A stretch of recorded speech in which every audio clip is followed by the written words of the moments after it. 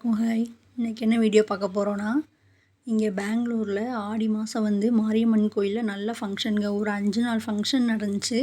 அதில் ஒரு 2 days function தான் நம்ம இப்போ பார்க்க போகிறோம்.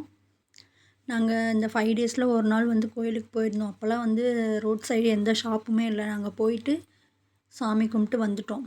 அதாவது 1/8/2025 ஆகஸ்ட் 1 அன்னைக்கு தான் இங்கே வந்து தீமிதி 5 நாள் ஃபங்க்ஷனில் லாஸ்ட் நாள் ஃபங்க்ஷனில் தான் பூக்குழி இறங்குவாங்க. அதுக்கு தான் நான் பார்க்க போயிருந்தோம்.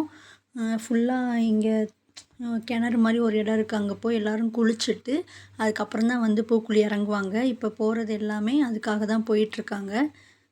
சாமியை முதல் கொண்டு போய் நல்லா குளிப்பாட்டி கூட்டிகிட்டு வருவாங்க. ரோட் சைடு பார்த்திங்கன்னா அவ்வளோ ஷாப்பு,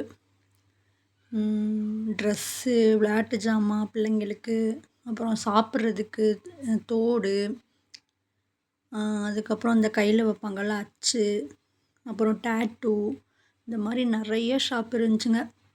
செப்பல்லாம் சூப்பராக இருந்தது.